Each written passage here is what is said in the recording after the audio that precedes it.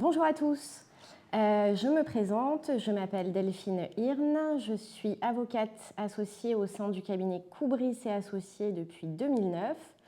Nous intervenons tous exclusivement aux côtés de victimes de dommages corporels partout en France et cela fait donc de nombreuses années que j'accompagne les victimes d'accidents de la circulation dans le parcours destiné à leur permettre d'obtenir la réparation de leurs préjudices. Précisément, ce qui nous réunit aujourd'hui, c'est la question des droits des victimes d'accidents de la circulation. Et au premier rang de ces droits figure le droit de solliciter la réparation des préjudices causés par l'accident survenu. Ce qu'il faut savoir d'emblée, c'est que le parcours qui attend les victimes d'accidents de la circulation est un parcours extrêmement éprouvant à plusieurs égards, et notamment pour deux raisons. La première, qui est assez évidente, c'est que la victime ou la famille de la victime qui vient de subir un accident est dans une situation de grande faiblesse et de grande fragilité, et elle n'est dès lors pas armée pour entreprendre les démarches administratives qui vont s'imposer à elle, les démarches auprès des enquêteurs, auprès des compagnies d'assurance, auprès des médecins. Elle n'est pas du tout en état de gérer tout ça dans les suites immédiates de l'accident. Et la deuxième raison qui fait de ce parcours vers l'indemnisation un parcours éprouvant, c'est que ce parcours est relativement long et semé d'embûches. Il est donc fondamental de ne pas hésiter, quand un accident survient, à se faire assister par un professionnel compétent, par un avocat spécialisé dans ce type de contentieux, qui pourra accompagner la victime et sa famille dans ce long parcours vers l'indemnisation. Alors, un écueil majeur à éviter et le piège dans lequel il ne faut pas tomber, c'est que souvent les gens nous disent que l'avocat, ce n'est pas fait pour eux, que l'avocat, c'est trop cher, que c'est trop compliqué, qu'on n'a pas les moyens. Il faut bien garder à l'esprit qu'il y a toujours une solution. Bien souvent, les gens ignorent que dans leur contrat d'assurance automobile, il y a ce qu'on appelle une clause défense-recours qui permet de prendre en charge au moins pour partie les frais de défense. Il existe également bien souvent quelque part dans un de vos contrats une garantie protection juridique qui aura à peu près le même objet que la clause défense-recours, je dis bien à peu près, mais en tout cas, cette garantie aura vocation également à venir permettre à la victime de ne pas avoir à supporter une partie au moins des frais de conseil. Et puis, il y a toujours l'aide juridictionnelle, qui est bien évidemment conditionnée au revenu de la victime, mais qui pourra aussi, là encore, permettre à toute personne de bénéficier d'une défense et d'une assistance efficace. Une fois que je vous ai indiqué tout cela, on va pouvoir rentrer dans le vif du sujet qui est précisément les droits des victimes d'accidents de la circulation. Alors, c'est un sujet extrêmement vaste. Je vais essayer au cours de ce webinaire de vous donner un maximum de clés, un maximum de pistes et de répondre aux questions qui me paraissent les plus essentielles. N'hésitez pas toutefois à poser au fur et à mesure de mon intervention vos questions en commentaire. Je tâcherai de répondre à certaines d'entre elles à la fin de mon intervention. Et je vais surtout essayer d'être la plus claire et intelligible possible. Alors, on va fonctionner par étapes. La première grande étape, qui peut peut-être paraître un peu trop théorique, mais il faut bien en passer par là, c'est celle de la présentation du dispositif légal qui régit le droit de la victime d'un accident de la circulation à solliciter l'indemnisation de son préjudice. Alors, cette loi, quelle est-elle ? Eh bien, il s'agit de la loi du 5 juillet 1985, dite loi Badinter, du nom de son créateur. Et cette loi est une loi qui tend et qui vise à favoriser, à faciliter l'indemnisation des victimes d'accidents de la circulation et à accélérer le processus d'indemnisation. Donc on va le dire tout de suite, globalement c'est une loi qui est extrêmement favorable aux victimes d'accidents de la route et dès lors qu'on peut se placer sous l'empire de cette loi, c'est une très bonne chose. Et il est important de bien vérifier, quand un accident survient, qu'on remplit bien les conditions pour se voir appliquer cette fameuse loi Badinter. Pour ce qui est des conditions d'application de cette loi, elles sont au nombre de 3 essentiellement. Tout d'abord, il faut pouvoir avoir été victime d'un accident de la circulation survenu sur le sol français sur une voie ouverte à la circulation. Deuxième condition, il faut qu'un véhicule terrestre à moteur soit impliqué, troisième condition, l'implication, dans l'accident de la circulation. Alors, je ne vais pas rentrer trop dans les détails au risque d'être un peu trop technique, mais je me dois quand même de dire quelques mots sur ces 3 conditions. La première, sur la notion d'implication. Alors, ce qu'il faut savoir, c'est que l'implication, dans la loi Badinter, ce n'est pas la causalité. C'est-à-dire que pour qu'un véhicule soit considéré comme étant impliqué dans l'accident, il suffit qu'il ait joué un rôle quelconque dans l'accident. On ne va pas vous demander d'établir que le conducteur du véhicule en question, il a commis une faute. Il suffit que son véhicule soit impliqué. Peu important qu'il n'y ait pas eu de heurt, peu important qu'il n'y ait pas eu de contact, peu important que le véhicule ait été à l'arrêt. Ce qui compte, c'est que d'une manière ou d'une autre, le véhicule ait été impliqué, qu'il ait joué un rôle dans la survenue de l'accident. Je vais vous donner un exemple très concret. Le véhicule qui stationne sur la voie de droite de nuit, sans éclairage, sans allumer ses feux de détresse, et qui vient gêner et obstruer la voie de circulation d'un motard qui arrive immédiatement derrière lui, va être considéré comme impliqué, même si le motard ne l'a pas heurté, mais qu'il a dû donner un coup de guidon pour l'éviter et qu'il est parti sur l'autre voie de circulation. Dans ce cas, le véhicule stationné à droite était simplement arrêté, mais sans aucune mesure de sécurité, eh bien, ce véhicule-là, qui a gêné le motard, sera considéré comme impliqué dans l'accident de la circulation dont le motard a été victime. Quelques mots également sur la notion de véhicule terrestre à moteur. Il y a quelques années de ça, la notion de véhicule terrestre à moteur, elle était assez simple, puisque finalement on ne trouvait sur nos routes que des véhicules assez classiques, des voitures, des scooters, des motos, des poids lourds, des engins de chantier, des tracteurs, pourquoi pas. Et vous savez comme moi que depuis quelques années, fleurissent sur nos routes tout un tas d'engins divers et variés auxquels on doit prêter grande attention quand on est automobiliste. Ces engins divers et variés, le législateur les a appelés les engins de déplacement personnel, les EDP. Et j'entends par là les trottinettes électriques, les vélos électriques, les overboards, tous ces petits engins qu'on croise sur la route et qui sont eux aussi soit à l'origine d'accidents de la circulation, soit victimes d'accidents de la circulation. Et il a fallu légiférer sur ces engins pour savoir si oui ou non ils devaient être considérés comme des véhicules terrestres à moteur. Alors, pour faire simple, est considéré comme un véhicule terrestre à moteur au sens de la loi Badinter, tout véhicule motorisé, tout véhicule automoteur qui peut se déplacer à une vitesse au moins égale à 6 km/h. Alors, c'est un peu barbare ce que je vous explique là sur ces notions. Pour faire très simple, un vélo 100% électrique ou une trottinette 100% électrique, dès lors que l'un et l'autre circulent à plus de 6 km/h, ces engins-là vont être considérés comme des véhicules terrestres à moteur. Qu'est-ce que ça signifie ? Ça signifie tout simplement que si vous êtes victime d'un accident de la circulation à bord d'un vélo, au guidon d'un vélo 100% électrique, eh bien, vous ne serez pas considéré comme un piéton, mais vous serez considéré comme un conducteur de véhicule terrestre à moteur.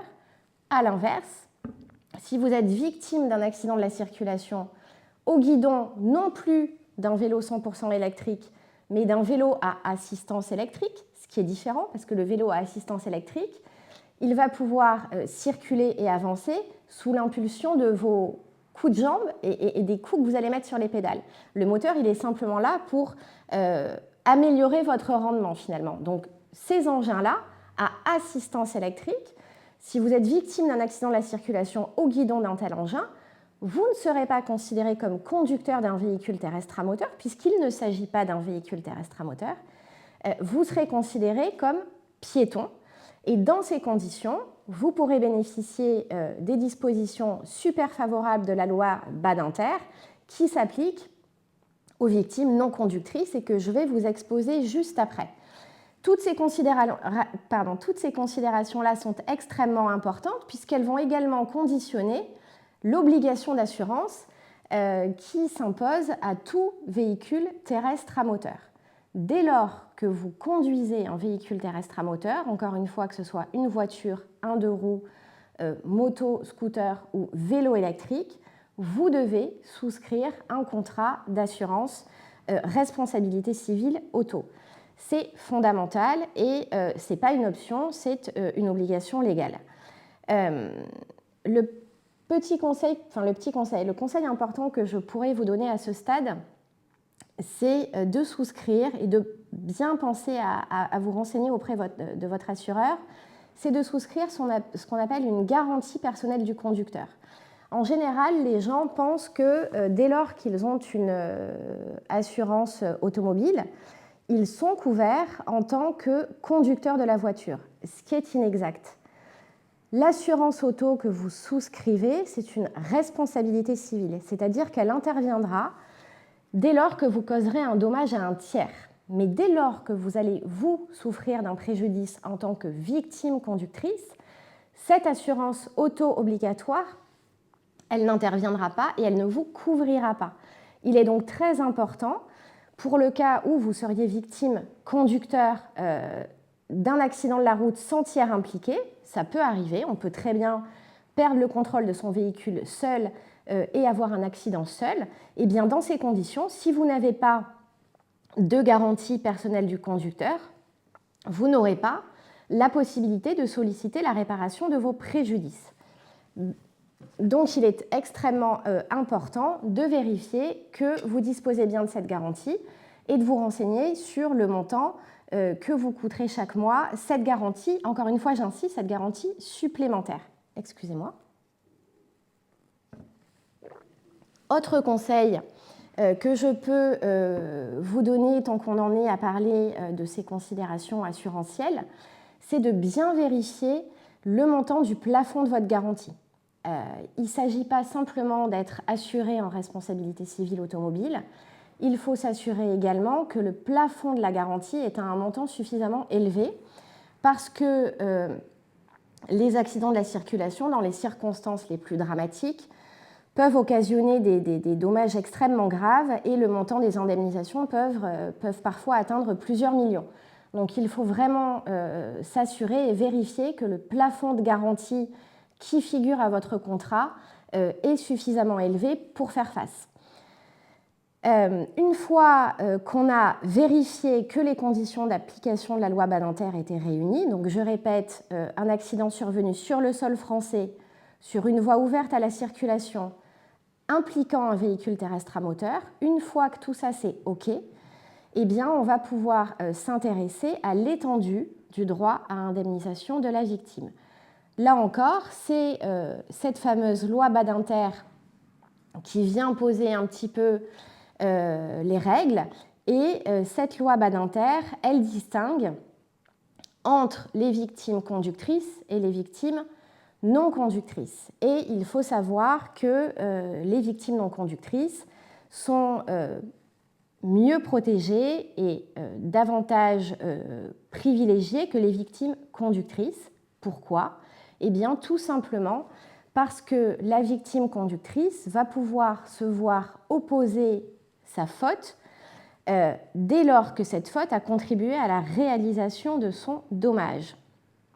À l'inverse, La victime non conductrice, elle, sera mieux lotie puisqu'on ne pourra pas lui opposer sa faute simple, on ne pourra lui opposer que sa faute inexcusable dès lors qu'elle a été cause exclusive de l'accident. Alors là encore, je vais essayer d'illustrer mon propos par des exemples pour que les choses soient un petit peu plus parlantes.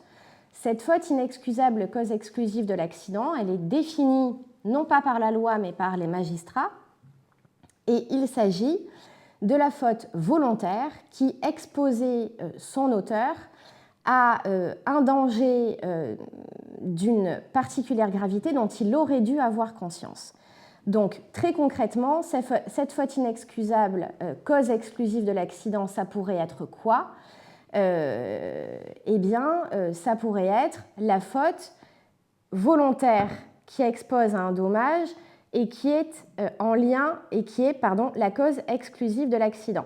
Ce qu'il faut savoir, c'est que les magistrats retiennent à de très rares occasions cette faute. La plupart du temps, les victimes non conductrices, qu'elles soient piétons ou passagers d'un véhicule, ces victimes-là sont indemnisées parce que cette faute inexcusable est très difficile à caractériser. Pour vous donner un exemple relativement parlant, un piéton en état d'ébriété qui traverse de nuit une voie de circulation hors agglomération alors qu'un véhicule qu'il aurait dû voir arrive à proximité et qui se fait percuter naturellement, cette faute-là n'a pas été considérée comme une faute inexcusable. Autre exemple, celle du propriétaire d'un véhicule qui, en fin de soirée, sent qu'il a trop bu pour prendre le volant et qui, courageusement, passe les clés de sa voiture à un de ses copains qui n'est pas dans un meilleur état, qui a bu lui aussi. Et le propriétaire prend la place du passager, un accident survient, le propriétaire de la voiture passager est grièvement blessé. Pardon. Eh bien, dans un cas comme celui-là, les magistrats ont considéré qu'on était bien en présence d'une faute inexcusable, mais que cette faute inexcusable n'avait pas été la cause exclusive de l'accident, puisque finalement, la cause exclusive de l'accident, c'était celle qui tenait à la faute du conducteur, lui-même alcoolisé, qui avait perdu le contrôle de son véhicule. Donc on a bien une faute inexcusable en ce que le propriétaire n'aurait pas dû laisser ses clés à quelqu'un qui était également sous l'emprise de l'alcool, mais pour autant, cette faute inexcusable n'est pas la cause exclusive de l'accident. Dès lors, le propriétaire passager de son propre véhicule a pu percevoir l'indemnisation de ses préjudices. Alors, petite précision, cette faute inexcusable cause exclusive de l'accident, elle ne peut pas être opposée aux victimes super privilégiées, c'est-à-dire qu'il y a encore une catégorie de victimes qui est encore plus privilégiée dans cette loi Badinter, qui sont les victimes de moins de 16 ans et les victimes de plus de 70 ans, ainsi que toutes les victimes qui présentent un taux d'incapacité ou d'invalidité de plus de 70%. Donc ces victimes non conductrices-là, elles ne peuvent pas se voir opposer la faute inexcusable, cause exclusive de l'accident. Donc là, on est là au top du top de la victime super protégée. Cette victime pourra être indemnisée quoi qu'il arrive. La deuxième faute qui peut être opposée à la victime non conductrice et qui est tout aussi difficile à caractériser que la faute inexcusable, c'est la faute intentionnelle. La faute intentionnelle, c'est quoi ? C'est ni plus ni moins que la recherche du dommage, et ça va être très factuellement le comportement suicidaire de la victime. Alors là, c'est extrêmement rare et pour le coup relativement difficile à caractériser, mais voilà, c'est prévu par la loi, donc bien évidemment, j'aborde cette question avec vous. Une fois qu'on a vérifié que les conditions de la loi Badinter pouvaient s'appliquer, une fois qu'on a dit quels étaient les droits des victimes conductrices d'un côté, non conductrices de l'autre, je vais essayer d'aborder très concrètement avec vous les démarches que vous devrez entreprendre si vous étiez victime d'un accident de la circulation, que vous devriez entreprendre dans les suites de la survenue de cet accident. Alors, Je n'aborderai ici que le cas des victimes de dommages corporels, parce qu'il se peut également qu'un accident de la circulation ne cause par bonheur que des dommages matériels, mais je ne pourrai pas aborder tous ces points-là, donc je vais me concentrer vraiment sur le cas des victimes de dommages corporels. Donc la première des démarches à entreprendre, c'est celle qui consiste à déclarer l'accident de la circulation auprès de votre compagnie d'assurance. Ça, c'est une démarche essentielle à réaliser. Que vous ayez le sentiment d'être responsable ou non responsable de l'accident, vous devez, quoi qu'il arrive, déclarer le sinistre auprès de la compagnie d'assurance. Et si vous êtes une victime non conductrice, vous devez vous manifester auprès de l'assureur du véhicule impliqué. Alors, on nous pose souvent la question du délai dans lequel il faut déclarer le sinistre. Là, il faut se référer au contrat d'assurance, mais en règle générale, ce délai ne peut être inférieur à 5 jours. Dans le meilleur des cas, et vraiment pour éviter de passer à côté d'une déclaration en temps et en heure, il vaut mieux la faire le plus rapidement possible dans les suites du dommage. Une fois que cette déclaration d'accident aura été faite, eh bien, la compagnie d'assurance va vous adresser un questionnaire qui conviendra de remplir et de renvoyer à la compagnie, accompagné des justificatifs utiles. Ce questionnaire, il n'est pas là pour piéger qui que ce soit, il est simplement là pour donner une idée à la compagnie d'assurance de la gravité des dommages subis et pour prendre un petit peu la mesure de votre état. Une fois qu'on a déclaré le sinistre à sa compagnie d'assurance, il faut également penser à déclarer le sinistre à l'organisme social. L'organisme social, c'est pour la plupart des gens la caisse primaire d'assurance maladie. Alors, il y a des caisses plus particulières pour certains actifs ou certaines personnes. Ça peut être la MSA, ça peut être la caisse nationale des militaires. Il y a tout un tas de régimes de protection sociale un peu particuliers, mais la plupart du temps, c'est la CPAM. Et il faut bien penser à déclarer le sinistre également à la CPAM qui sera là pour prendre en charge vos dépenses de santé, pour verser des indemnités journalières si vous subissez un arrêt de travail. Donc c'est vraiment également fondamental de signaler le sinistre à l'organisme social. Si vous disposez d'une complémentaire santé, vous devrez également déclarer le sinistre à votre mutuelle et que ce soit à l'organisme social ou à la mutuelle, il faut bien penser également à faire parvenir au fur et à mesure les arrêts de travail qui vous sont prescrits de sorte à ce que l'organisme social puisse, encore une fois, vous verser les indemnités journalières sans trop de retard. La deuxième démarche à entreprendre lorsqu'on est victime d'un accident de la circulation, après ces déclarations à l'assureur et à l'organisme social, c'est la constitution d'un dossier solide. Qu'est-ce que j'entends par la constitution d'un dossier solide ? C'est que vous devez toujours garder en tête qu'en tant que demandeur à l'indemnisation, vous allez devoir rapporter la preuve de vos dommages. Et pour rapporter la preuve de ces dommages, pour rapporter la preuve de ces préjudices, il faut constituer des preuves.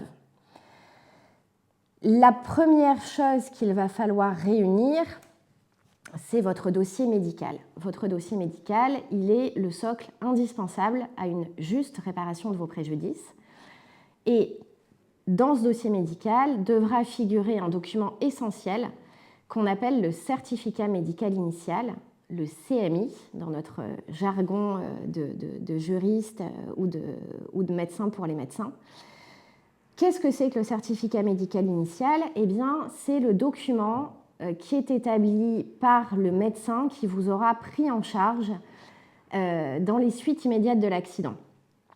Pour les accidents corporels les plus, alors j'allais dire les plus graves, pas forcément les plus graves, mais en tout cas pour un accident qui va occasionner un dommage corporel, vous allez être évacué par les pompiers ou le SAMU vers un établissement de santé et vous allez être admis aux urgences. Eh bien, les personnels des urgences, une fois qu'ils vous auront stabilisé et pris en charge, ils vont établir ce certificat médical initial qui décrira de la manière la plus exhaustive possible, c'est à espérer, les lésions que vous avez subies et qui fixera la durée de l'ITT, l'incapacité totale de travail, qui sera utile sur l'aspect pénal de votre dossier, mais ça on l'évoquera dans un autre temps.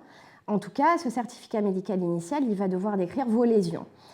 Et pourquoi est-ce qu'il est important, ce certificat médical initial? C'est parce que précisément, c'est lui qui, en déterminant les lésions qui ont été constatées dans les suites de l'accident, c'est lui qui va servir après à l'expert médical, à la compagnie d'assurance, pour déterminer quels sont les préjudices que l'on peut rattacher à l'accident de la circulation. Si ce certificat médical initial il est incomplet, eh bien, la difficulté à laquelle on risque de se heurter, c'est qu'on risque de nous dire écoutez, moi je suis désolée, vous me dites aujourd'hui que vous souffrez par exemple d'un problème dentaire, vous me dites aujourd'hui que votre dent numéro tant, elle a été dévitalisée, elle a été fracturée au cours de l'accident, mais moi je ne vois pas dans le compte-rendu médical initial de traumatisme dentaire. Par conséquent, je ne peux faire de lien entre l'accident et le préjudice que vous invoquez aujourd'hui.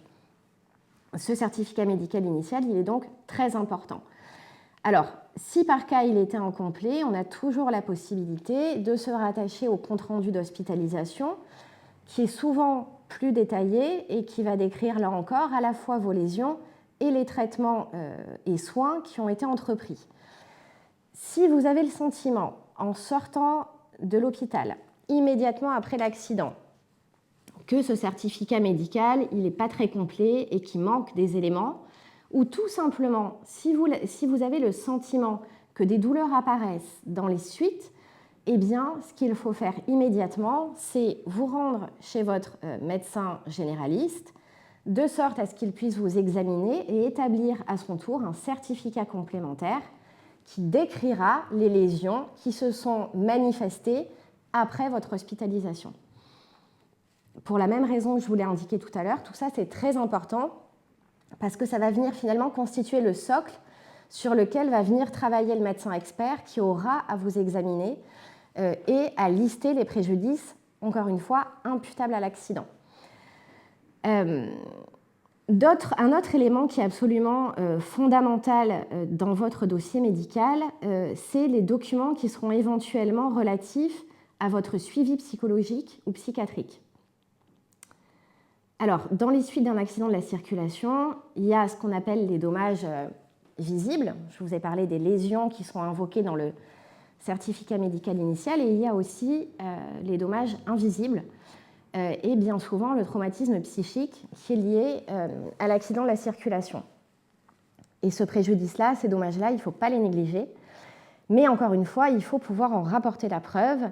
Et si par cas, vous avez été vu à l'hôpital ou dans les suites de votre hospitalisation par une psychologue ou un psychiatre, eh bien, prenez la peine toujours de solliciter de leur part un compte-rendu dans lequel ils vont décrire le motif du suivi, le nombre de séances que vous avez faites auprès d'eux, idéalement la date de début de la prise en charge. Tous ces éléments, là encore, seront indispensables pour établir que le traumatisme psychique que vous invoquez est bien en lien avec l'accident que vous avez subi. Naturellement, si vous avez fait le choix et que vous avez eu la bonne idée de faire appel à un avocat expérimenté pour vous accompagner sur ce long parcours, votre avocat sera là pour vous rappeler tout ça et surtout pour vous expliquer la manière de procéder pour obtenir votre dossier médical. Ce qu'il faut savoir, c'est que l'accès à son dossier médical est un droit pour tout patient et que la première copie est gratuite. Alors, parmi le dossier médical, donc je vous ai indiqué qu'il fallait récupérer ce fameux CMI, qu'il fallait récupérer toutes les pièces afférentes à un éventuel suivi psy. Il y a également, bien évidemment, la nécessité de conserver par devers vous et au fur et à mesure les comptes rendus de consultation, les comptes rendus d'hospitalisation, les comptes rendus opératoires, les imageries, qui sont également un élément très important de votre dossier. Et au-delà de ces pièces strictement médicales, ce qui doit constituer le dossier que vous allez nourrir au fur et à mesure de votre prise en charge, eh bien, c'est toutes les factures que vous avez dû exposer, toutes les factures de dépenses, que vous avez dû exposer dans les suites de votre accident. Ça va être des devis que vous allez faire établir, par exemple, pour la garde de vos enfants que vous ne pouvez plus assurer parce que vous devez partir en centre de rééducation, par exemple. Ça peut être également des justificatifs de vos frais de déplacement pour vous rendre aux consultations médicales. Tout le monde n'a pas la chance de résider près d'un gros centre hospitalier ou près d'un gros centre de rééducation. Donc vous pouvez avoir à exposer des frais de déplacement, que ce soit en taxi ou en transport en commun. Donc gardez bien les justificatifs, vous pourrez vous faire rembourser de ces frais-là. Et ce qui peut être utile également, c'est de prendre des photos de vos lésions. Alors, ça peut paraître peut-être un peu indélicat ou un peu déplacé, mais pour autant, il est fondamental de pouvoir, le jour où l'expertise médicale se tiendra, il est fondamental de pouvoir démontrer à l'expert quelle a été l'ampleur de votre préjudice esthétique et l'ampleur des lésions que vous avez subies. Et quoi de plus parlant qu'une photo pour montrer quel a été votre dommage dans les suites immédiates de l'accident. Voilà. Ce qui peut être également utile d'obtenir pour constituer un dossier solide, qui sera encore une fois le socle d'une juste indemnisation, ce qui peut être utile, c'est d'obtenir le compte-rendu d'intervention des pompiers et ou du SAMU. Là encore, l'avocat qui vous assistera saura vous expliquer les démarches à accomplir pour obtenir ces éléments, mais de manière très simple. Le rapport d'intervention du SAMU, il figure dans le dossier médical que vous pourrez demander par lettre recommandée au centre hospitalier au sein duquel vous aurez été admis. Et le rapport d'intervention des pompiers, il sera à solliciter auprès du SDIS qui s'est déplacé sur les lieux de l'accident. Là encore, idéalement, vous pouvez former votre demande par recommandé, vous joignez votre pièce d'identité, vous rappelez bien la date et l'heure et le lieu de survenue de l'accident et en principe, il n'y a pas de difficulté pour obtenir cet élément qui est un élément qui peut être également important pour la suite de votre dossier. Une fois qu'on a fait les déclarations à l'assureur et à la CPM, une fois qu'on a bien en tête la nécessité de constituer ce dossier de preuve, eh bien, il y a un autre élément absolument fondamental à obtenir, c'est le procès-verbal d'enquête. Le procès-verbal d'enquête qui est établi par la police ou la gendarmerie, il va permettre de connaître en détail les circonstances de l'accident et il va permettre également d'apprécier le comportement de la victime.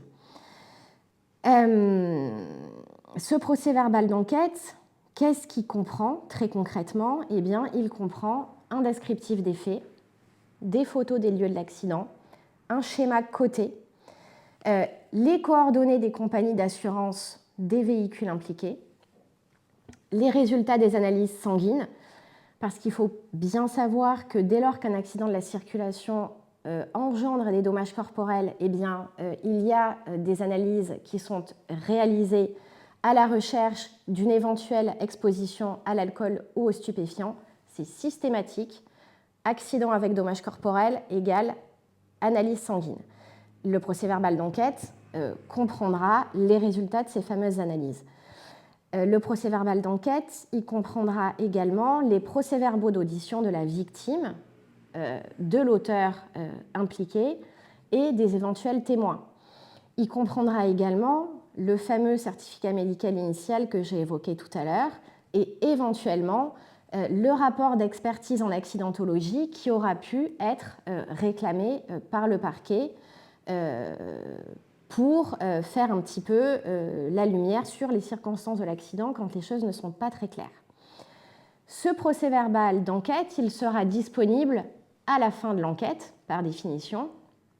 Alors souvent, nos clients nous disent c'est bizarre, je ne comprends pas, on est à quelques semaines de l'accident, mais on n'a toujours pas accès au procès-verbal, c'est pas normal, qu'est-ce qui se passe, comment cela se fait-il?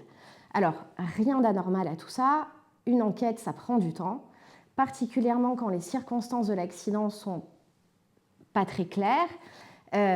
Donc il faut laisser aux enquêteurs le temps de faire leur travail. Et ce procès-verbal d'enquête, il n'est pas rare qu'il soit clôturé plusieurs semaines, voire plusieurs mois après l'accident. Une fois que ce procès-verbal d'enquête il est terminé, il est transmis au service du parquet dont dépend, au service du parquet du tribunal judiciaire du lieu de l'accident. Donc, il peut être sollicité auprès des services du parquet par votre avocat. Il peut également être obtenu via la compagnie d'assurance. Là encore, si vous avez fait le choix d'un avocat dans les suites de votre accident, c'est votre avocat qui entreprendra les démarches pour obtenir la copie de ce document très très important. Très très important, pourquoi? Eh bien, pour plusieurs raisons. La première, c'est que c'est sur la base de ce document que le procureur de la République décidera des éventuelles suites pénales à donner à votre dossier. Ce qu'il faut savoir, c'est que le procureur de la République, il dispose de ce qu'on appelle l'opportunité des poursuites. L'opportunité des poursuites, c'est quoi? Eh bien, c'est que c'est lui, et lui seul, qui va décider des suites pénales qu'il conviendra de donner à l'accident de la circulation. Peu important que la victime ait déposé une plainte ou pas. Souvent, les gens nous disent « mais oui, mais si je ne dépose pas de plainte, il n'y aura pas de poursuite pénale ». C'est faux. Même si vous déposez une plainte, le parquet peut parfaitement décider de ne pas poursuivre pénalement l'auteur de l'accident. Il est libre et il prendra sa décision au regard de ce qui ressort du procès-verbal d'enquête et au regard de la gravité du dommage causé par l'accident.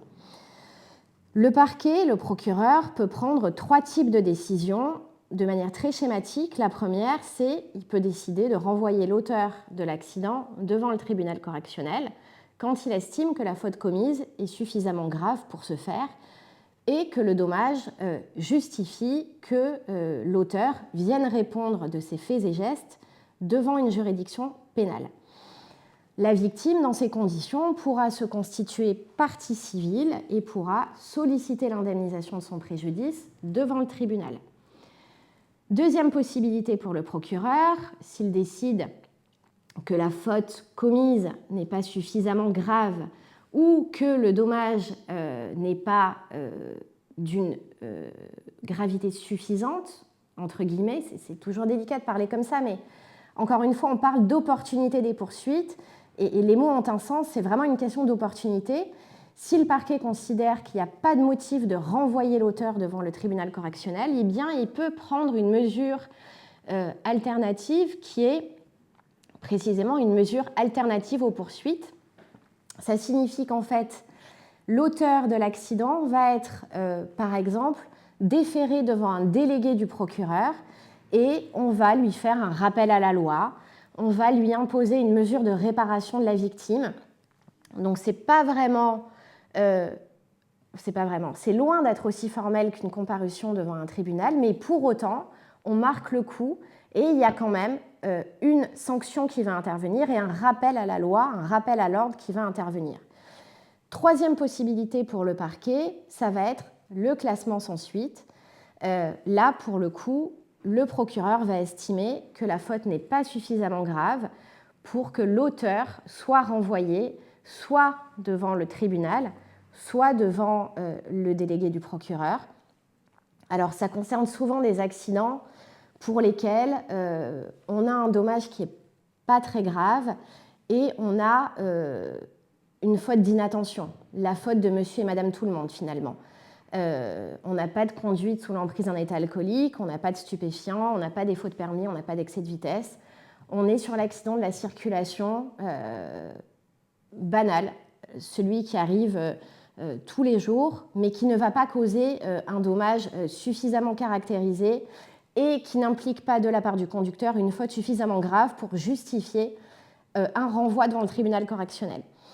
Ce classement sans suite, il n'est pas toujours très bien vécu par les victimes qui ne comprennent pas nécessairement pourquoi on ne va pas aller rechercher la responsabilité pénale de l'auteur. Et puis, on ne va pas se mentir, dans certaines situations, il y a des décisions de classement sans suite qu'on ne comprend pas vraiment, parce que nous, on considère qu'il y a quand même une faute caractérisée qui a été commise et qu'il y a quand même des lésions graves qui ont été causées et que ces faits-là mériteraient, selon nous, une comparution devant la juridiction pénale. Dans ce cas, en cas de classement sans suite, là encore, votre avocat pourra vous conseiller utilement, mais plusieurs possibilités s'offrent à la victime dans l'hypothèse où le parquet prendrait cette décision de classer.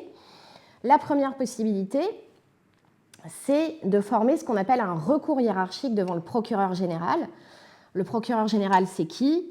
Eh bien, c'est le N+1 du procureur de la République. Le procureur de la République, c'est le représentant des intérêts de la société devant le tribunal judiciaire. Le procureur général, c'est le représentant des intérêts de la société, mais devant la cour d'appel, c'est-à-dire la juridiction du second degré, celle qui est juste au-dessus du tribunal judiciaire. Donc il y a la possibilité de former ce recours hiérarchique auprès du procureur général qui va à son tour étudier le procès-verbal d'enquête, regarder les observations qui sont présentées par l'avocat et qui potentiellement pourra dire au procureur de la République « Écoute, moi je ne comprends pas pourquoi tu as pris cette décision de classement, je te demande de renvoyer M. X devant le tribunal correctionnel et de poursuivre. » Donc ça, c'est une première possibilité. La deuxième possibilité, c'est d'adresser au doyen des juges d'instruction du tribunal judiciaire compétent ce qu'on appelle une plainte avec constitution de partie civile. Cette plainte avec constitution de partie civile, elle va permettre au juge d'instruction d'ouvrir une information judiciaire et de mener plus avant l'enquête qui a été diligentée par les services de police ou de gendarmerie. La troisième option, et la dernière qui s'offre à la victime, c'est de recourir à ce qu'on appelle une citation directe. La citation directe, c'est un acte qui permet à l'avocat de renvoyer l'auteur de l'accident devant la juridiction correctionnelle, de le faire citer directement. Là encore, les mots ont un sens, on parle de citation directe, c'est-à-dire qu'on va faire citer directement l'auteur de l'accident devant le tribunal correctionnel compétent. Alors ça ne concerne évidemment que les dossiers dans lesquels on a un procès-verbal d'enquête qui est super bien ficelé, qui comporte tous les éléments attendus et les accidents de la route qui sont finalement relativement, alors j'allais dire simples, pas forcément simples, mais en tout cas dont on a bien compris les tenants et les aboutissants et dont on connaît les circonstances. Sinon, la citation directe, elle ne pourra pas aboutir utilement. Une chose est certaine, et là encore c'est une question qui nous est souvent posée par les victimes d'accidents de la circulation, c'est que la procédure pénale n'est pas un préalable obligatoire à l'indemnisation de la victime.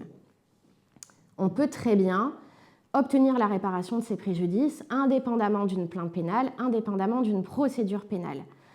Mais en cas d'accident, et je l'ai dit à demi-mot tout à l'heure, en cas d'accident dont les circonstances sont un peu complexes, un peu troubles, un peu floues, l'intérêt de l'instruction de l'information judiciaire qu'on pourrait faire ouvrir grâce à une plainte avec constitution de partie civile, c'est quand même de pouvoir bénéficier quelque part d'une deuxième enquête, d'un prolongement de l'enquête, parce que le juge d'instruction va avoir à sa disposition tout un panel d'actes qui va pouvoir diligenter et qui vont permettre de parvenir à la manifestation de la vérité.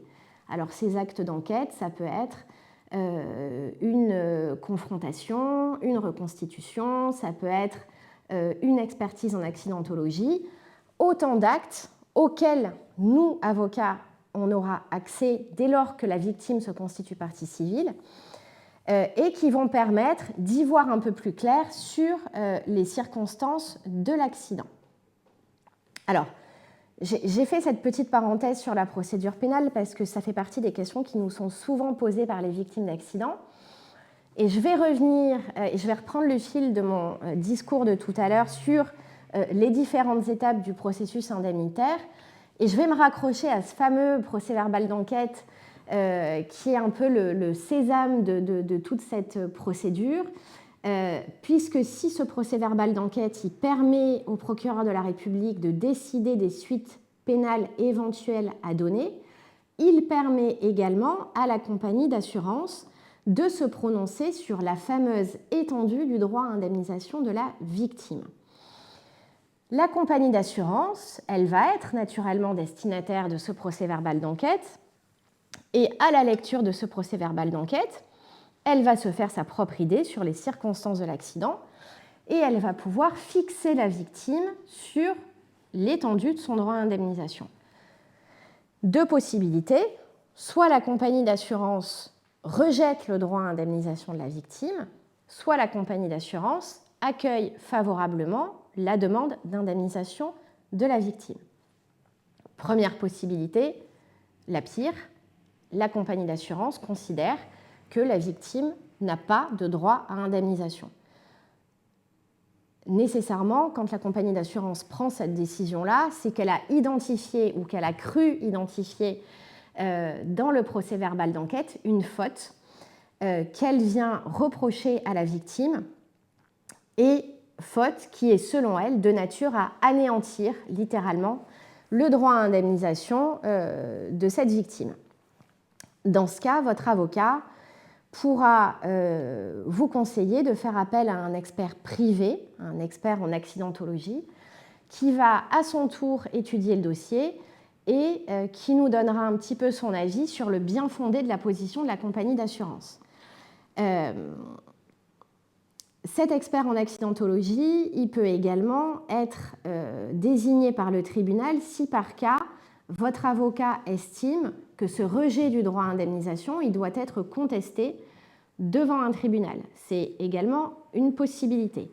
Quoi qu'il en soit, l'enjeu à ce stade, il est évidemment, et vous l'aurez compris au regard de ce que je vous ai expliqué tout à l'heure, l'enjeu il est colossal puisqu'il y va du droit à indemnisation de la victime.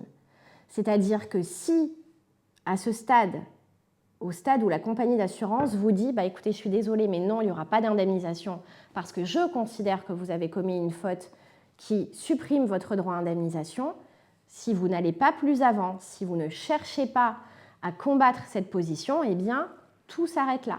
Il n'y aura pas d'indemnisation et vous n'aurez pas de quoi faire face aux dépenses et à la perte éventuelle de votre emploi. Donc l'enjeu, il est là fondamental.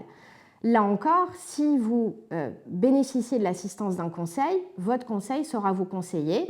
Soit on fait appel à un expert en accidentologie, on demande un avis privé pour avoir des arguments pour venir contrecarrer la position de l'assureur, soit on ne peut pas solliciter un expert en accidentologie ou on estime que le procès-verbal est clair et qu'il n'y avait pas matière à soulever de faute. Et dans ces cas-là, on est assez sûr de nous, on n'a pas besoin d'un expert en accidentologie. Et dans ces cas-là, on va devant le tribunal et on va contester ce rejet de l'indemnisation. Passé ce cas du rejet de l'indemnisation, on va se placer dans la situation la plus favorable, qui est celle où la compagnie d'assurance va reconnaître le droit à indemnisation de la victime.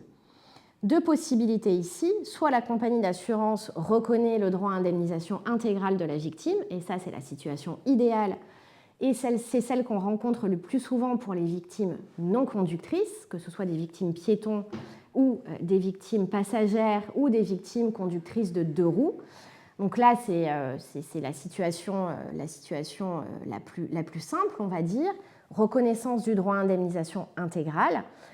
Autre possibilité, reconnaissance d'un droit à indemnisation partielle, là encore parce que la compagnie d'assurance a considéré qu'il y avait une faute. Alors, cette fois, pas une faute de nature à supprimer totalement le droit à indemnisation, mais une faute de nature à l'amoindrir, à le réduire à tout le moins partiellement. Là encore, même cause, même conséquence. Bien évidemment que cette position de la compagnie d'assurance peut être discutée et contestée. Soit par un avis d'expert privé, soit encore une fois en saisissant le tribunal pour contester cette position et le cas échéant, aller demander au tribunal de désigner un expert en accidentologie. Une fois que la compagnie d'assurance s'est prononcée, une fois que le droit à indemnisation de la victime a été reconnu, que ce soit amiablement ou judiciairement si on a été contraint d'en arriver là, l'étape cruciale ensuite, c'est celle de l'évaluation des préjudices de la victime et ou de ses proches. Et au sein de cette étape-là, il en est une qui est absolument fondamentale, qui est celle de l'expertise médicale. L'expertise médicale, elle va avoir pour vocation d'évaluer les préjudices de la victime, les préjudices imputables à l'accident. Dans le cadre de la procédure de règlement amiable avec l'assureur, c'est-à-dire quand on reste dans ce chemin de la transaction, dans ce chemin amiable, qu'on n'a pas eu à bifurquer vers la voie judiciaire, dans le cadre amiable, c'est la compagnie d'assurance qui désignera le médecin expert et qui rémunérera le médecin expert. Si on a dû quitter cette voie amiable pour la voie judiciaire, eh bien dans ce cas, que ce soit devant le tribunal judiciaire ou la juridiction civile, le médecin expert sera désigné par le tribunal et les frais du médecin expert auront à être avancés par la victime. Alors, là encore, certaines victimes nous disent « mais comment ça, c'est moi qui vais devoir payer les frais du médecin expert, mais ce n'est pas moi qui suis responsable de l'accident, je n'ai rien demandé à personne, je n'ai pas les moyens d'exposer cette dépense. » Alors, la première chose qu'il faut savoir, c'est que si le tribunal met cette dépense à la charge de la victime, ce n'est pas pour la punir davantage et une seconde fois, c'est simplement parce que ce serait trop aléatoire de faire dépendre le versement des honoraires de l'expert du tiers responsable ou de sa compagnie d'assurance.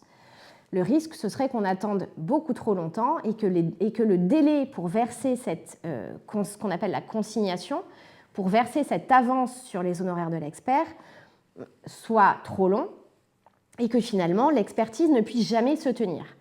Parce que vous comprenez bien que si la victime a intérêt à ce que l'expertise médicale se tienne et qu'elle a hâte que cette expertise se tienne, le tiers responsable ou la compagnie d'assurance, elle a beaucoup moins hâte. C'est la raison pour laquelle le tribunal met l'avance des honoraires de l'expert à la charge de la victime. Mais là encore, rassurez-vous, si vous avez une protection juridique, l'aide juridictionnelle, tout ça pourra être avancé par l'assurance ou l'aide juridictionnelle. Et en tout état de cause, de la même manière que les frais d'avocat que vous aurez exposés pourront être remboursés par la compagnie d'assurance, les frais de médecin expert que vous aurez exposés pourront être également, à l'issue de la procédure, remboursés par la compagnie d'assurance. Dans un cas comme dans l'autre, qu'on se place sur le terrain de l'expertise dans le cadre amiable ou dans le cadre d'une expertise judiciaire, il est fondamental que la victime se fasse assister par son avocat au cours de cette réunion d'expertise. Pourquoi ? Eh bien, parce que, d'une part, l'avocat il va veiller à la bonne préparation du dossier en amont de la réunion d'expertise. Et je vais vous reparler de mon fameux dossier qui convient de constituer au fur et à mesure. Et vous verrez que si vous suivez ce conseil, le jour où la réunion d'expertise approchera, vous serez bien content d'avoir au fur et à mesure nourri votre dossier. Parce que quand on se retrouve à quelques semaines de la réunion d'expertise, eh bien, c'est très compliqué de réussir à réunir ces dossiers médicaux, ces imageries, ces factures, ces photos, ces devis. C'est extrêmement fastidieux et ça peut prendre du temps. Et surtout, vous allez vous voir imposer des délais dont vous ne serez pas maître nécessairement. Parce que vous allez peut-être demander votre dossier médical à l'établissement de santé qui vous a suivi par LRAR avec tous les documents qui vont bien. Mais dites-vous bien que l'établissement de santé en question, il n'a pas que votre dossier à traiter. Il aura probablement d'autres demandes de copie et vous ne serez peut-être pas prioritaire. Donc, il est impératif, en amont de la réunion d'expertise, de disposer de ce dossier-là. Donc votre avocat, j'y reviens sur la nécessité de se faire assister à ce stade encore une fois, c'est que votre avocat va vous préparer sur les documents que vous devez réunir, il vous aidera et il vous aura aidé en amont à réunir ce fameux dossier médical, il assurera la communication de vos pièces à l'expert et à la partie adverse, et ensuite il va vous préparer, vous, victime, à cette échéance qu'est l'expertise médicale, et qui, encore une fois, est une échéance extrêmement importante. Il va vous expliquer un petit peu comment elle va se dérouler, cette expertise, et il va également pointer du doigt les points cruciaux sur lesquels il faudra insister et les points qu'il conviendra de ne surtout pas oublier. Autre intérêt de faire appel à un avocat à ce stade, si par cas vous n'aviez pas eu la bonne idée de le faire avant, c'est que cet avocat il va pouvoir vous assister le jour de la réunion d'expertise. Alors vous me direz, oui, mais l'avocat, il n'est pas médecin. Alors, en effet, l'avocat, il n'est pas médecin et chacun doit rester à sa place. Pour autant, l'avocat, il aura étudié votre dossier, il aura étudié vos pièces et il sera là pour veiller à ce que l'ensemble des préjudices imputables à l'accident soient bien retenus par l'expert. Il sera là pour veiller à ce que les préjudices que vous subissez, que vous avez subis, soient correctement évalués par l'expert. Et il sera là tout simplement également pour vous tenir la main et pour vous soutenir, parce que l'expertise médicale, ce n'est pas un moment évident à passer. Vous allez devoir reparler de votre accident, vous allez devoir vous remettre un petit peu tous ces souvenirs terribles en tête, et c'est toujours bien d'être accompagné par quelqu'un d'un peu plus neutre et qui saura prendre la distance nécessaire et encore une fois vous rassurer et vous réassurer dans ce moment potentiellement compliqué émotionnellement et qui sera nécessairement chargé émotionnellement. Pourquoi est-ce que cette expertise médicale est importante? Eh bien, tout simplement parce que c'est sur la base du rapport d'expertise établi par le médecin expert que l'assureur va formuler son offre d'indemnisation ou que le tribunal va évaluer les préjudices qu'il conviendra d'indemniser. Il est donc un élément essentiel de votre dossier et même s'il n'est pas impossible de revenir sur les conclusions de l'expert, c'est parfois un peu compliqué et il est toujours plus favorable d'avoir un rapport d'expertise clair et complet plutôt qu'un rapport un peu bancal où on va devoir dans un second temps batailler avec la compagnie d'assurance ou devant le tribunal pour dire bah, écoutez, oui, l'expert il a omis de préciser cette période d'hospitalisation, il a omis ce poste de préjudice, mais pour autant, monsieur l'assureur ou pour autant monsieur le président du tribunal, vous devrez retenir ce poste de préjudice. Excusez-moi. Rien n'est impossible, mais encore une fois, il convient de mettre toutes vos chances de votre côté et d'avoir le rapport d'expertise le plus complet possible d'emblée. Alors, il se peut que lors de cette première réunion d'expertise, l'état de la victime ne soit pas considéré comme consolidé. Qu'est-ce que ça veut dire consolidé? Eh bien, c'est tout simplement le moment, la consolidation, c'est le moment à partir duquel la victime ne reçoit plus de soins actifs, le moment à partir duquel on va considérer que son état est stabilisé. Et c'est à partir de ce moment-là que l'expert va pouvoir évaluer l'ensemble des préjudices imputables à l'accident. Si votre état n'est pas consolidé, c'est-à-dire que s'il y a encore des soins, si une intervention chirurgicale est prévue dans les mois à venir, ce n'est pas un problème, il y aura d'autres réunions d'expertise jusqu'à ce qu'on puisse prononcer votre consolidation. Ce n'est pas davantage un problème par rapport à l'indemnisation parce que ce n'est pas parce qu'il y a absence de consolidation qu'il y aura absence d'indemnisation. Votre avocat pourra parfaitement solliciter de la compagnie d'assurance ou du tribunal une provision. Une provision, qu'est-ce que c'est? C'est ni plus ni moins qu'une avance sur votre indemnisation définitive. Cette provision, elle vous permettra de faire face aux premières dépenses que vous aurez exposées. Et en général, elle est sollicitée par votre avocat après chaque réunion d'expertise dite d'étape, c'est-à-dire que tant qu'il n'y a pas de consolidation, on a des réunions d'expertise qui viennent comme ça donner un petit peu le tempo de la procédure et qui suivent un petit peu l'évolution de l'état de santé de la victime. Et après chacune de ces réunions, l'avocat il peut solliciter de la compagnie d'assurance le versement d'une avance, d'une provision. Alors naturellement, ces provisions, au moment de l'indemnisation finale, elles viendront en déduction de ce qui doit vous être versé, mais elles vous auront permis d'avancer un peu plus sereinement que si vous deviez attendre l'issue de la procédure pour pouvoir percevoir le premier euro. Alors, une fois qu'on a évoqué cette question de l'expertise médicale, le point important que j'aimerais aborder avec vous, c'est celui des préjudices indemnisables. Excusez-moi. Alors, là encore, pour ce qui est des préjudices indemnisables, je vais essayer de faire des catégories pour que le discours soit le plus intelligible possible. On va distinguer le cas dans lequel la victime directe a survécu du cas dans lequel la victime directe n'a malheureusement pas survécu à l'accident.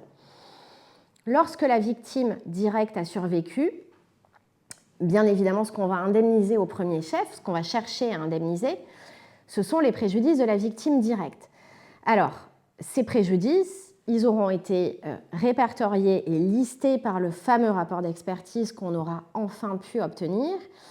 Et ces postes de préjudice, ils sont non pas inventés par l'avocat ou la compagnie d'assurance, ils sont listés dans une nomenclature qu'on appelle la nomenclature d'Antillac. Alors cette nomenclature est un guide, elle n'est pas figée, elle est amenée à évoluer.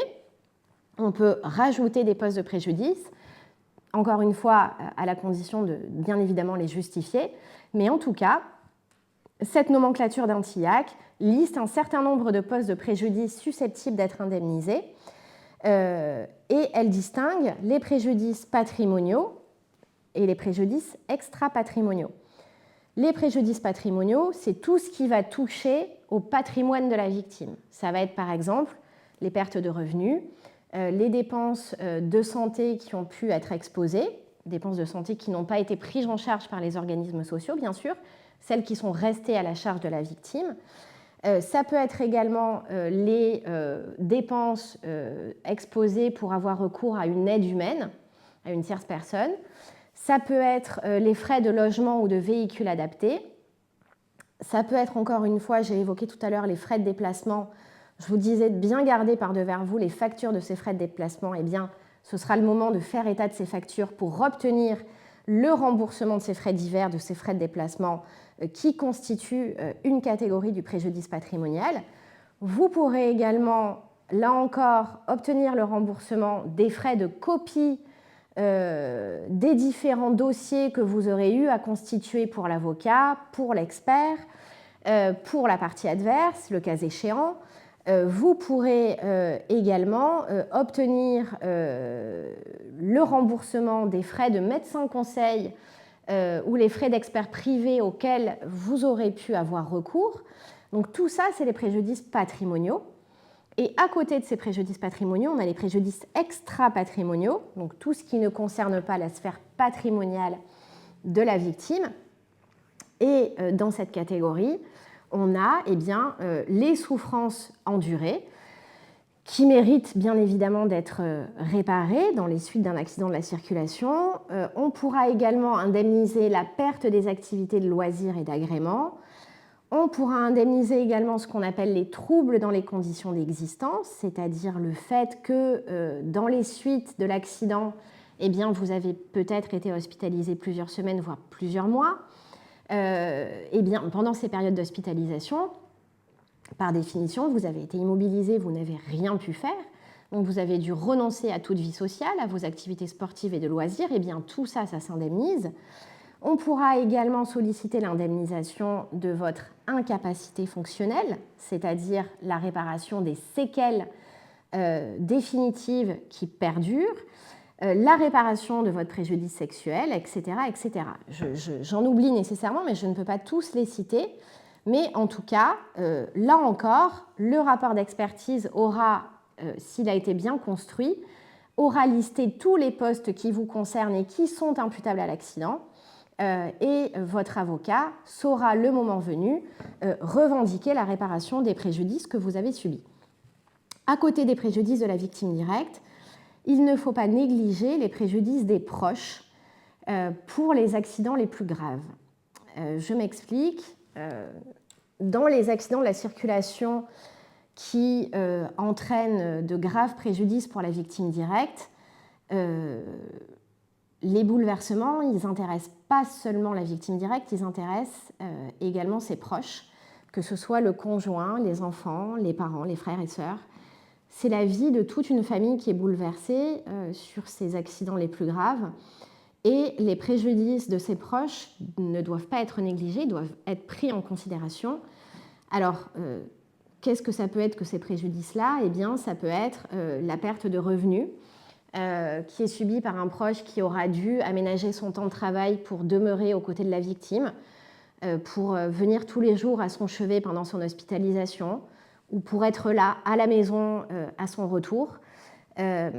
Ça peut être aussi le préjudice moral ou le préjudice d'accompagnement qui est subi par l'époux ou l'épouse ou le papa et la maman qui est confronté à la vision de l'être aimé qui a été anéanti par l'accident, ni plus ni moins. Hein, quand vous avez un proche qui est grièvement blessé et qui se retrouve du jour au lendemain paralysé en fauteuil roulant, eh bien, ça peut être également excessivement difficile pour les proches d'être confrontés à cette situation-là parce qu'on ne sait pas toujours forcément comment s'y prendre, on n'a pas forcément toujours les mots.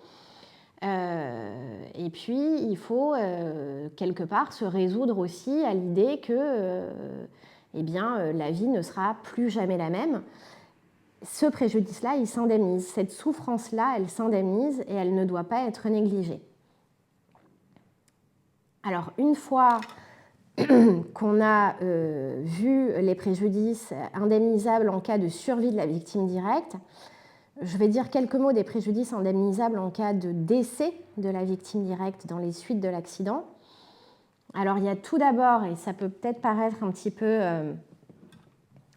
surprenant, mais c'est un fait, il y a tout d'abord les préjudices qui auront pu être subis par la victime directe de son vivant, c'est-à-dire immédiatement avant son décès.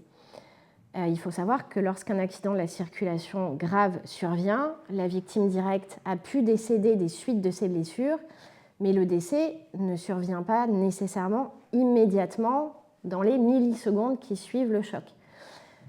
Pour les cas dans lesquels la victime directe n'est pas décédée sur le coup, eh bien, ses ayants droit auront la possibilité de demander la réparation des souffrances qui ont été endurées par la victime directe dans les minutes, voire les heures qui ont suivi l'accident. Ce qui pourra être demandé également par les ayants droit, c'est la réparation de ce qu'on appelle le préjudice d'angoisse de mort imminente. Alors ça, c'est un poste de préjudice assez nouveau pour lequel notre cabinet s'est battu pendant des années pour obtenir sa reconnaissance. C'est un poste de préjudice qui est aujourd'hui reconnu par les cours et tribunaux, qui a été consacré par la Cour de cassation et qui consiste à tenter de faire indemniser la souffrance morale qui a pu être ressentie par la victime directe dans les secondes, les minutes qui ont précédé son décès. La souffrance morale liée à la conscience de l'imminence de sa mort. C'est-à-dire qu'en fait, pour être très concrète, lorsque l'accident survient, eh bien, il y a toujours un délai qui s'écoule entre l'instant où vous vous retrouvez seul dans votre voiture accidentée, potentiellement prise par les tôles, et le moment au bout duquel les premiers secours vont arriver et vont vous prendre en charge. En vain, puisque je me place dans la situation où il n'y aura pas de survie de la victime directe, mais en tout cas, pendant toutes ces minutes, potentiellement pendant toutes ces heures, la victime va se retrouver confrontée à l'imminence de sa mort. Voilà, c'est la fameuse victime qui voit sa vie défiler avant que la mort ne survienne. Et cette souffrance-là, elle doit être indemnisée. La difficulté qui se pose à nous, avocats, c'est de réussir à établir que la victime a eu cette conscience minimale de sa mort imminente. Parce que ça, c'est bien une condition qui est posée par les juridictions. Il faut qu'on puisse démontrer cette conscience minimale de la mort qui approche. Alors vous allez me dire, mais comment est-ce qu'on peut faire pour établir la preuve de cette conscience minimale? Eh bien, on va chercher dans le dossier, on va éplucher le procès-verbal d'enquête, on va éplucher les comptes rendus d'intervention des pompiers et du SAMU, jusqu'à parvenir à trouver le témoignage de la personne qui se sera rendue immédiatement après l'accident à son chevet et qui aura déclaré aux enquêteurs au cours de son audition que la victime était consciente, qu'elle pleurait, qu'elle a prononcé un mot, qu'elle râlait, qu'elle serrait la main à la demande. Tout un tas de petits indices qui vont nous permettre d'établir que non, cette victime n'est pas décédée sur le coup, mais qu'elle a bien été consciente quelques instants, en tout cas suffisamment longtemps pour prendre la conscience que sa mort allait intervenir de manière inéluctable. Là encore, et je ne veux pas avoir l'air d'insister lourdement là-dessus, je ne prêche pas du tout pour ma paroisse, ce n'est pas du tout l'objet de mon propos. Simplement, là encore, un avocat, il saura où aller chercher, il saura construire l'argumentation qui convient pour vous permettre d'obtenir l'indemnisation de ces postes de préjudice, quelque part qui sont tout aussi fondamentaux que ceux qu'on va réclamer pour une victime vivante, parce que c'est une manière aussi de rendre justice à la victime qui est décédée des suites de l'accident, de prendre en considération ces souffrances qui ont été subies. Même si elles ont été subies quelques minutes, elles ont été subies et je pense que personne ne peut véritablement prendre la mesure du sentiment qui peut être vécu et nourri à ce moment-là. Donc encore une fois, n'hésitez pas à vous entourer de conseils avisés, c'est très important. Naturellement, lorsque la victime directe est décédée des suites de l'accident, il conviendra également d'indemniser les proches de la victime directe. Alors il s'agit en premier lieu naturellement d'indemniser le préjudice moral qui est lié à la perte de l'être aimé. Il peut s'agir également d'indemniser le préjudice économique du veuve, de la veuve, des enfants. Quand dans un accident de la circulation, vous avez un père, une mère qui vient à décéder, et bien nécessairement, c'est tout l'équilibre d'un foyer qui est bouleversé, puisque c'est une source de revenus en moins qui disparaît au-delà, bien évidemment, de la personne elle-même, mais il y a bien évidemment à un moment des considérations matérielles auxquelles la famille va devoir faire face et ce préjudice économique de la famille doit également être évalué et indemnisé. Ce qui sera indemnisé également en cas de décès de la victime directe, c'est les frais d'obsèques qui auront été exposés par la famille. Un autre point de vigilance, là encore, c'est ce qu'on appelle le deuil pathologique. Le deuil pathologique, c'est quoi? C'est une forme aggravée du deuil classique qui se caractérise par une réaction intense et prolongée à la perte de l'être cher et qui va se manifester par tout un tas de comportements, d'attitudes qui laissent penser, qui laissent entrevoir qu'on est au-delà du deuil classique, au-delà de la souffrance classique. Alors, j'aime pas trop dire ça parce qu'il n'y a pas vraiment de souffrance classique et il n'y a pas de deuil type, bien évidemment. Mais il y a quand même des indices qui doivent alerter les proches ou l'avocat qui accompagne la famille de la victime sur l'existence d'un potentiel deuil pathologique. Ça va être le fait pour un proche de se rendre tous les jours sur la tombe de la personne disparue. Ça va être la personne qui va transformer la chambre de la personne disparue en mausolée, qui va, et je vous cite des exemples qu'on a connus dans nos dossiers, hein, des exemples de familles qui vont mettre dans la pièce de vie la moto de la personne disparue, qui vont tapisser les murs de photos, qui ne vont pas être capables de sortir, de reprendre le travail. En fait, c'est des gens qui, sur la durée, vont subir des manifestations comme celle-ci, qui vont se trouver dans une détresse profonde et qui vont devenir les victimes de véritables dysfonctionnements dans leur vie quotidienne. C'est-à-dire que plus rien ne va fonctionner correctement. Et généralement, s'associent à toutes ces manifestations des troubles anxieux et ou des troubles dépressifs. Quand on a le sentiment, nous conseille, quand on accompagne ces familles depuis le début, quand on constate ces signaux-là, eh bien, il est de notre devoir d'en parler et de solliciter auprès de la compagnie d'assurance une expertise psychiatrique de manière à pouvoir apprécier et évaluer les préjudices de cette victime qui souffre de ce deuil pathologique. Là encore, c'est fondamental parce qu'on est au-delà du préjudice moral que tout un chacun subit suite à la perte d'un être cher. On va être dans une situation où la victime dite indirecte, finalement, va devenir victime directe et va subir dans sa chair un traumatisme qu'il va falloir indemniser également. Une fois qu'on a indemnisé les préjudices, une fois qu'on a évalué les préjudices, qu'on soit en présence d'une victime directe décédée ou d'une victime directe survivante, une fois que ces préjudices ont été déterminés et évalués par l'expert, eh bien, on va arriver finalement au bout de notre processus avec l'offre d'indemnisation qui va être présentée à la victime. Alors là, on a également un autre apport de la loi Badinter qui est ce qu'on appelle, nous, dans notre jargon, la procédure d'offre, qui vise à accélérer le processus d'indemnisation puisque l'assureur est tenu par un certain nombre de délais pour présenter son offre d'indemnisation. Le premier de ces délais, je ne vais pas tous les évoquer parce que ce serait un peu trop technique, mais en tout cas, gardez en tête qu'en principe, la compagnie d'assurance, elle doit adresser directement à la victime, quand bien même la victime serait représentée par un avocat, l'offre doit être adressée directement à la victime. Et j'insiste là-dessus parce que je reviendrai sur un point qui aura son importance après. La compagnie d'assurance doit adresser à la victime son offre d'indemnisation dans les 8 mois de l'accident. En cas de décès de la victime, cette offre d'indemnisation, elle doit être adressée aux héritiers de la victime.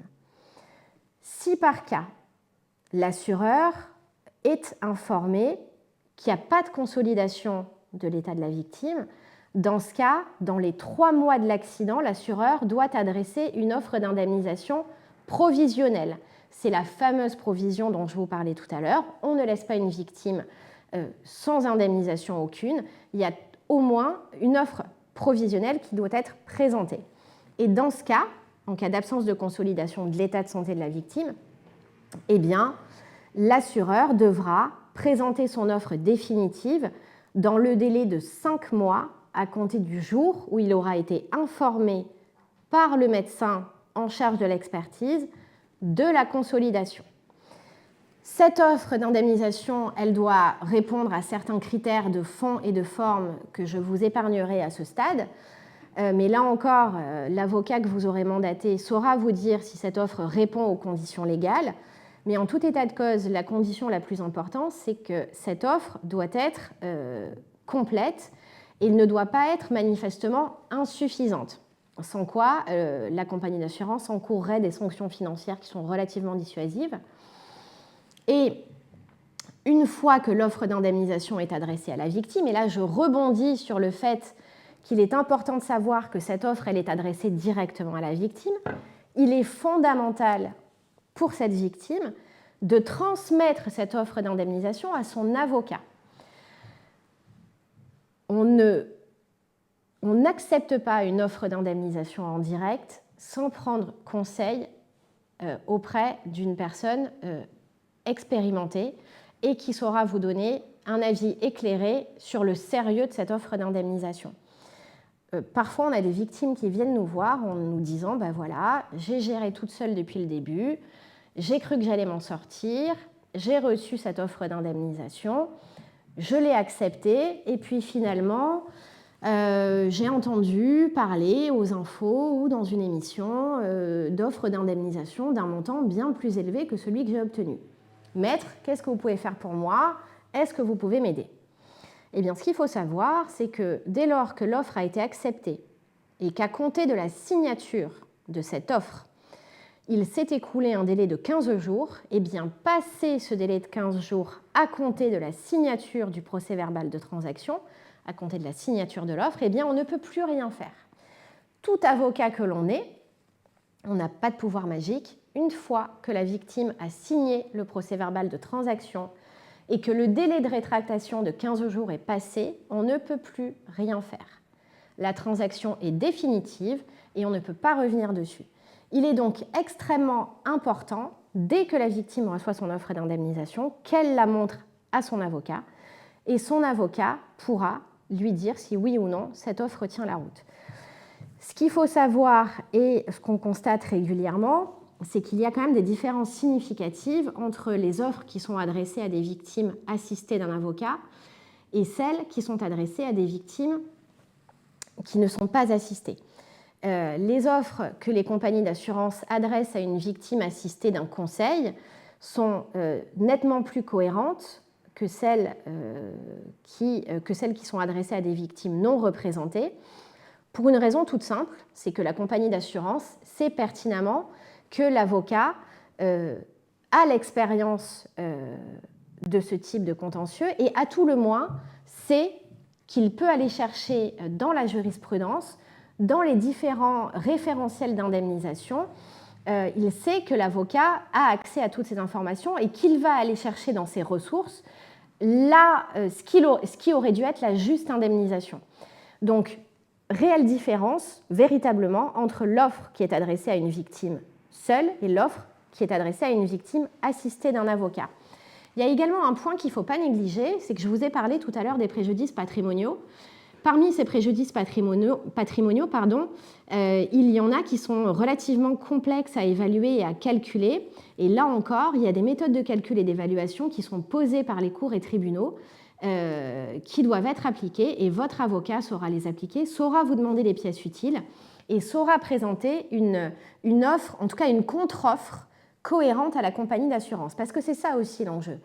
Quand votre avocat aura été rendu destinataire par vos soins de cette offre d'indemnisation, eh bien, il pourra la discuter avec la compagnie d'assurance. Et il pourra dire à l'assureur, écoutez, moi, je suis désolée, mais ce poste-là, j'estime que vous l'avez sous-évalué. Il ne mérite pas 20 000 euros, il mérite 25, 30, 40 000 euros. Et ainsi de suite. Chaque poste va être repris comme ça pour être réévalué au plus juste par votre avocat. Si par cas, la discussion amiable entre votre avocat et la compagnie d'assurance aboutit, eh bien votre avocat vous dira « Ok, on est sur quelque chose de cohérent, cette offre m'apparaît satisfaisante, j'estime que je n'aurai pas mieux devant un tribunal, je vous recommande de l'accepter. » Dans ces cas-là, vous pouvez sereinement régulariser le procès-verbal transactionnel. Là encore, votre avocat vous accompagnera dans cette démarche. Et vous aurez toujours ce fameux délai de rétractation de 15 jours à compter de la signature pour changer d'avis. Par contre, si la discussion amiable entre votre avocat et la compagnie d'assurance n'a pas abouti à une offre satisfaisante, dans ces cas-là, votre avocat pourra vous conseiller de saisir le tribunal compétent afin que le tribunal statue sur le montant de votre indemnisation. Dans ce cas, il appartiendra au tribunal d'arbitrer entre votre demande et les prétentions de la compagnie d'assurance. Mais en tout cas, ce qu'il faut savoir, c'est que quel que soit le tribunal que vous aurez choisi de saisir pour solliciter la réparation des préjudices, que ce soit le tribunal correctionnel parce que l'auteur de l'accident est renvoyé devant le tribunal correctionnel ou le tribunal judiciaire parce que la voie transactionnelle a échoué, eh bien, il faut savoir que ce sont des procédures qui sont régies par un certain nombre de règles et de délais. Et là encore, votre avocat pourra vous conseiller utilement sur la constitution du dossier et sur les délais à respecter. en tout état de cause, pour saisir le tribunal judiciaire, l'assistance de l'avocat sera obligatoire. Les délais de saisine, là encore, je l'ai dit il y a quelques instants, les délais de saisine sont stricts et si vous les dépassez, si vous ne les respectez pas, vous risquez de vous voir déclaré irrecevable en vos demandes. Et là encore, l'enjeu est colossal parce que si vous intervenez trop tard, eh bien, il n'y aura pas d'indemnisation. Je vais vous citer 2 délais qui sont peut-être, si on devait retenir quelque chose sur cette notion des délais, les 2 délais à retenir. Le premier délai de prescription qui s'applique à une victime de dommages corporels qui souhaite agir contre l'auteur de l'accident ou son assureur, c'est un délai de 10 ans à compter de la survenue de la consolidation et en cas de décès de la victime directe, 10 ans à compter du décès de la victime directe. Passé ce délai de 10 ans, vous ne pourrez plus agir en indemnisation. Autre délai important à retenir, si par cas vous avez eu un accident seul, que vous devez actionner la fameuse garantie conducteur que j'ai évoquée au tout début de notre intervention, là, si encore une fois le processus transactionnel avec l'assureur n'aboutit pas favorablement, vous pourrez agir devant le tribunal contre la compagnie d'assurance, mais dans ce cas, vous devrez le faire dans un délai de 2 ans, cette fois, à compter de la survenue de l'accident. Alors, certains actes de procédure peuvent venir interrompre ces délais, mais encore une fois, n'hésitez pas à prendre conseil auprès d'un avocat spécialisé qui pourra vous éclairer au mieux. Voilà. J'en ai terminé sur les éléments que je souhaitais aborder avec vous. Ce qui est certain, c'est que cette procédure, ce chemin vers l'indemnisation est un chemin, encore une fois, qui n'est pas un chemin évident, que toute victime d'accident de la circulation aura à emprunter et, encore une fois, autant mettre toutes ses chances de votre côté, toutes vos chances de votre côté, pardon, et de ne pas hésiter à vous faire assister. L'indemnisation, ce n'est pas quelque chose de trivial, il ne faut pas se sentir gêné ou avoir honte d'aller chercher une indemnisation. C'est ce qui va vous permettre, en tant que victime d'accident de la route, d'envisager une reconstruction. C'est ce qui va vous permettre de bénéficier du droit à un avenir, qui est un droit cher à notre cabinet et à tous les avocats qui travaillent ici. Voilà, un accident de la route, c'est un événement nécessairement tragique et fatal dans la vie d'une victime, et il faut qu'elle puisse disposer des moyens nécessaires à sa reconstruction. Alors, je vois qu'il y a un certain nombre de questions qui ont été posées tout au long de mon intervention. Alors, j'ai répondu, je pense, à certaines d'entre elles. Je vais en choisir quelques-unes. Alors, je suis désolée, je ne pourrai naturellement pas toutes les aborder. J'ai une première question sur... Oui, effectivement, quelqu'un me demande, et si quelqu'un fait un délit de fuite ou n'est pas assuré, quelles sont les sanctions? Ça se passe comment? Alors, en effet, vaste sujet que les accidents dans lesquels le véhicule impliqué n'est pas assuré ou a pris la fuite. Dans ce cas, naturellement, il n'y aura pas d'assureur, puisque soit le véhicule n'est pas assuré, soit courageusement l'auteur de l'accident a pris la fuite. Eh bien, pour autant, dans ces cas-là, la victime pourra être indemnisée, mais elle ne sera pas indemnisée par une compagnie d'assurance, elle sera indemnisée par ce qu'on appelle le fonds de garantie des assurances obligatoires de dommages, le FGAO. Alors, ce fonds de garantie des assurances obligatoires de dommages, il doit être saisi dans des délais relativement stricts, puisque le délai de saisine du fonds de garantie, c'est 5 ans à compter de l'accident lorsque l'auteur des faits est connu mais non assuré. Et le délai est encore plus bref lorsque l'auteur des faits a pris la fuite, puisque dans ces cas-là, le délai pour saisir le FGAO, il est de 3 ans à compter de la survenue de l'accident. Une fois qu'on a en tête ces délais de 5 et 3 ans, une fois qu'on a en tête cette nécessité d'avoir comme interlocuteur le fonds de garantie, eh bien finalement, le cheminement il sera à peu près le même que celui que j'ai évoqué pour les victimes qui ont affaire à une compagnie d'assurance. c'est-à-dire constitution d'un dossier solide, recueil du procès-verbal d'enquête, discussion sur l'étendue du droit à indemnisation de la victime, expertise médicale, discussion sur l'offre d'indemnisation et, le cas échéant, si le processus transactionnel n'aboutit pas avec le fonds de garantie, on pourra toujours, là encore, saisir un tribunal. J'espère que j'ai à peu près répondu à la question. Qu'est-ce qu'on a d'autre ? Alors, que faire si l'auteur de l'accident refuse de remplir le constat amiable ? Alors, effectivement, c'est des choses qui peuvent arriver. Alors, je me suis placée par choix sur le terrain des victimes d'accidents de dommages corporels. La question du refus de remplir le constat amiable, il va surtout se poser pour des dommages a priori, de prime abord, pour des dommages uniquement matériels, puisqu'en général, quand il y a des dommages corporels sérieux, les forces de l'ordre se déplacent. Donc dans ce cas, c'est eux qui font les constatations et la question du constat amiable ne se pose pas. Mais je vais quand même répondre à la question du constat amiable et du refus de remplir le constat amiable. Dans ces cas-là, pas de panique. Inutile en général d'appeler les forces de l'ordre qui ne se déplaceront pas sur un accident où il n'y a pas de dommages corporels. Mais dans ce cas, eh bien, vous remplissez votre part du constat, vous prenez des photos immédiatement de l'accident avant qu'on déplace les véhicules, parce qu'on peut parfois avoir besoin de déplacer les véhicules pour dégager la route, mais immédiatement, vous prenez des photos, vous prenez la plaque d'immatriculation du véhicule impliqué en photo, vous essayez d'avoir les coordonnées des éventuels témoins, vous prenez leur nom, leur numéro de téléphone, leur adresse, et vous rassemblez tout ça dans un petit dossier, et vous téléphonez à votre compagnie d'assurance pour déclarer l'accident. Et là, votre compagnie d'assurance prendra le relais et se rapprochera de la compagnie d'assurance adverse. Même conseil que j'ai donné tout à l'heure pour les victimes de dommages corporels qui se manifestent d'emblée. Prenez quand même la peine, même si vous avez le sentiment que vous n'avez rien, que vous descendez de la voiture, que tout est OK, prenez quand même la peine d'aller voir votre médecin traitant, parce qu'il se peut que quelques heures après l'accident, vous ayez des petites contractures musculaires ou que vous ayez des petits maux de tête ou des troubles de la vision. Tout ça, il faut le faire constater.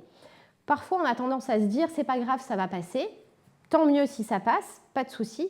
Mais si ça passe pas, vous aurez au moins à votre dossier ce constat médical qui intervient dans les heures qui suivent l'accident et on ne pourra pas venir vous dire ensuite, quand vous viendrez vous plaindre auprès de la compagnie d'assurance, que vous n'avez rien fait immédiatement et que vous ne rapportez pas la preuve des préjudices que vous invoquez. Il est toujours essentiel de prémunir ces preuves-là et de constituer son petit dossier dans l'hypothèse où on aurait besoin d'aller réclamer l'indemnisation de ces préjudices. Qu'est-ce qu'on a encore comme question ? Mon permis de conduire ou mes antécédents de conduite peuvent-ils influencer mon indemnisation ? Non, pas du tout, puisque votre indemnisation et votre droit à indemnisation, il sera apprécié au cas par cas, c'est-à-dire qu'on ne va pas du tout aller chercher les éventuels accidents antérieurs ou les éventuelles infractions que vous auriez pu causer précédemment. Donc, on ne va pas aller chercher d'éventuelles contraventions pour venir vous dire « ah vous avez trop joué, c'était la fois de trop, vous avez perdu ». Pas du tout. Un accident s'apprécie de manière concrète. Et on va simplement étudier pour cet accident-là quelle a été votre attitude, quelle a été votre conduite, quels ont été vos manquements éventuels, mais on ne va pas aller chercher sur des faits antérieurs pour venir prétexter de manquements précédents pour venir réduire votre droit à indemnisation, pas du tout. Une dernière question peut-être à laquelle je pourrais répondre. Est-ce que les frais d'avocat sont remboursés en cas de procédure judiciaire liée à l'accident ? Oui. Là encore, je l'ai abordé brièvement tout à l'heure, mais oui, bien sûr, la partie perdante, et quel que soit le contentieux dans lequel on se trouve, la partie qui perd au procès est la partie qui va être condamné à rembourser les frais de défense de la partie adverse. Donc bien évidemment que vos frais d'avocat pourront être remboursés par la compagnie d'assurance adverse à l'issue de la procédure. Mais encore une fois, je vous l'ai dit, pour les personnes qui ne pourraient pas faire l'avance des frais d'avocat, ça ne doit pas être un sujet et ça ne doit pas être un obstacle à une défense efficace. Il y a toujours une solution, que ce soit dans vos contrats auto ou avec l'aide juridictionnelle, ou même en discutant avec le conseil que vous aurez choisi, il y aura toujours une solution à trouver. Écoutez, je pense que j'ai à peu près fait le tour des questions qui se posaient. Je suis désolée, je n'ai pas davantage de temps à y consacrer. En tout cas, j'espère avoir été la plus claire et la plus exhaustive possible. Et je vous remercie pour votre attention.